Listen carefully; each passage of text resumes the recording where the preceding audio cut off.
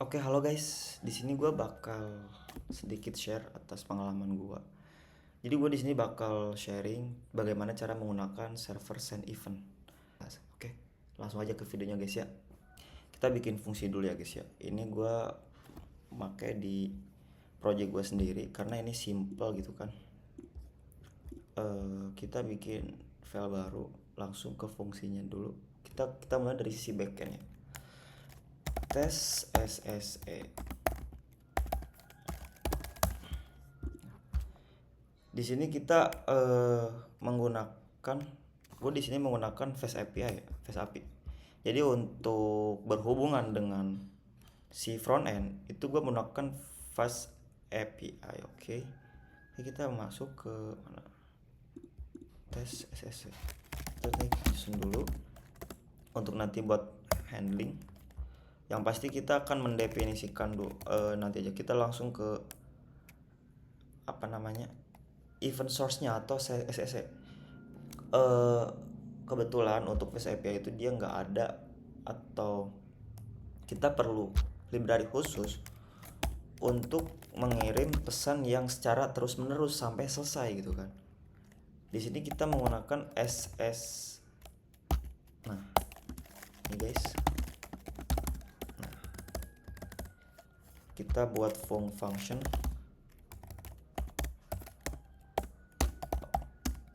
Kita bikin function progress generate. Ini sebagai logiknya ya. Jadi kita mengamaskan parameter second. Jadi itu buat cobaan aja, kita berapa lama sih muternya gitu. Nah, kita untuk terus-terusan sampai selesai, kita pasti memerlukan namanya looping guys. Loop kita namain elapse, lalu in. Nah, ini di sini kita harus menggunakan range gitu guys. Dan dimulai dari apa sih, dari angka 1 sampai kondisi terpenuhi, yaitu second tambah 1. Lalu di sini kita harus membuat sebuah, gua rasa kan 1 second itu sangat cepat ya. Gua rasa di sini kita perlu sleep guys. Oh ya, oke, kita perlu import dulu asing sih. Nah, import untuk sleepnya ya 1 detik aja sih, biar nggak terlalu lama gitu kan. Sorry. Nah, abis ini kita langsung membuat sebuah variabel percentage sebagai persentasenya, yang mana percentage itu dihasilkan dari si elapse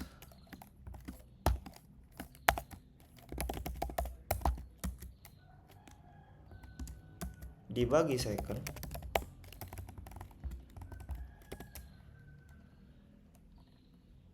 dikali 100, karena kita akan ubah ke persen guys, dikali 100.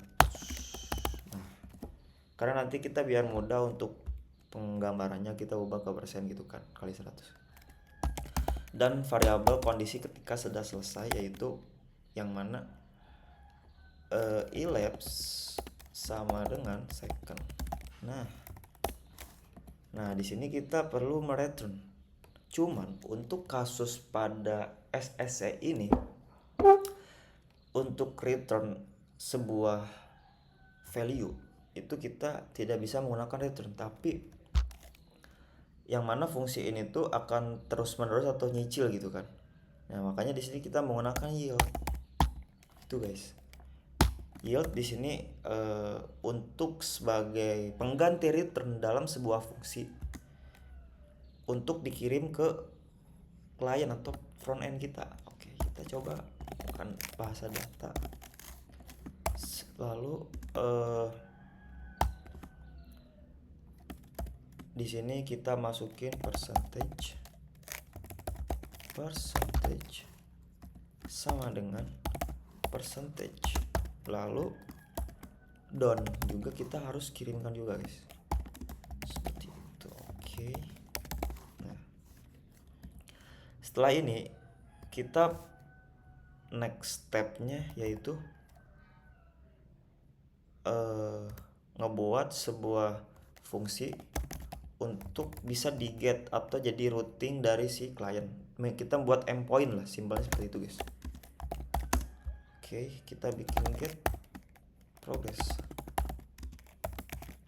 second, kita berupaya enter saja. Lalu di sini kita perlu yang namanya bentar. Oke, kita langsung sana. Ini keunikannya itu di sini guys.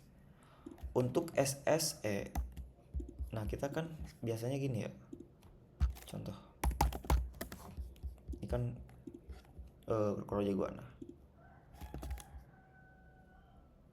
Nah, ketika kita ngehit sebuah endpoint, itu ada yang namanya ini. Nah, header lah, respon header. Nah, ini kita harus nyeting si header ini agar si klien itu tahu atau si front end itu tahu bahwasannya endpoint yang dipanggil itu merupakan SSE atau bukan satu kali selesai, seperti itu. Nah, kita di sini membuat inisiasi headers yang mana isinya apa? Yang pertama konten. Kita memberitahu konten itu merupakan teks, yes, teks, pasti teks ya, dan event string. Nah, ini yang membedakan kalau HTTP standar. Lalu tidak, dan agar kita merasakan real time sesuai dengan di server selesai dan di frontnya juga return selesai, itu kita harus masukin juga settingan di headersnya itu no change,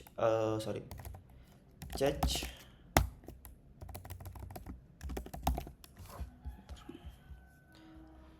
yaitu untuk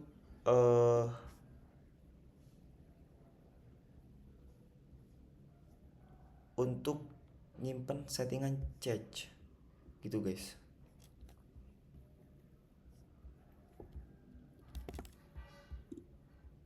Change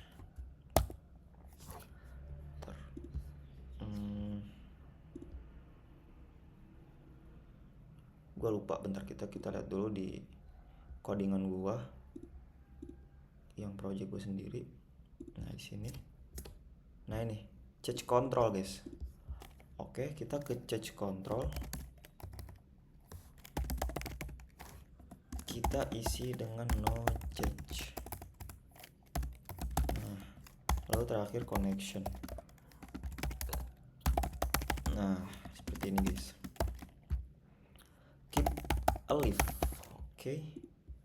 Nah, setelah ini kita barulah return. Nah, karena namanya fungsi itu pasti membutuhkan return. Nah, di sini kita menggunakan library yang kita pakai itu Starlet. Oke. Isinya apa? Yaitu isinya pertama progress generate dalam kurung second. Lalu headers set. Nah, salah.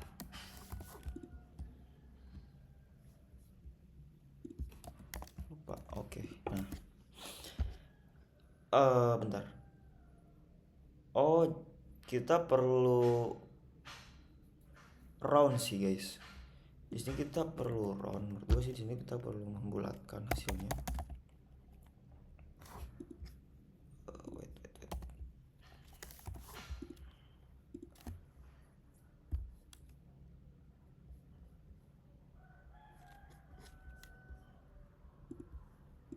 Kita perlu parsing di bagian si JSON-nya itu guys. Gue udah sempat bikin sih. Nah, ternyata di yield-nya itu kita perlu menggunakan JSON.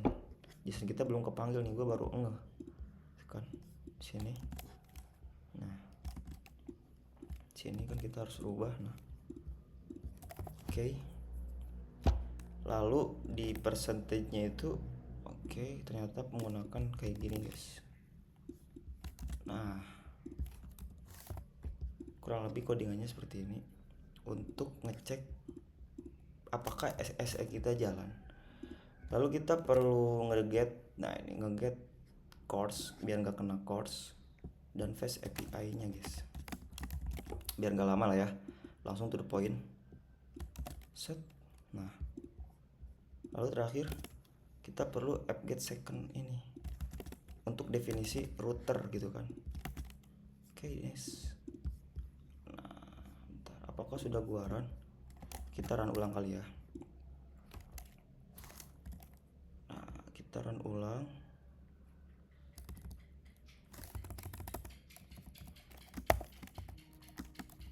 Jadi sebelum gua tag video ini gua udah nyoba berapa kali sih. Ya, bagus, berhasil sih. Nah, ketika udah keren seperti ini, nah dari si tinggal kita manggil ke front end nya guys. Nah, frontnya juga gua bikin juga sama, kita bikin, nah kita di luar aja guys ya, di no out, sorry ya, di sini di luar, tes SSE. Kita di sini menggunakan satu ini aja guys, satu file, karena di sini kita untuk mencoba, dan gue juga udah bikin sih ini ya. Nah, untuk yang di UI nya tuh seperti ini. Nah, jadi tadi ini metode yang gue gunakan untuk di Next.js untuk manggil endpoint SSE nya itu, gue menggunakan native event source. Jadi sebenarnya ada library juga namanya itu library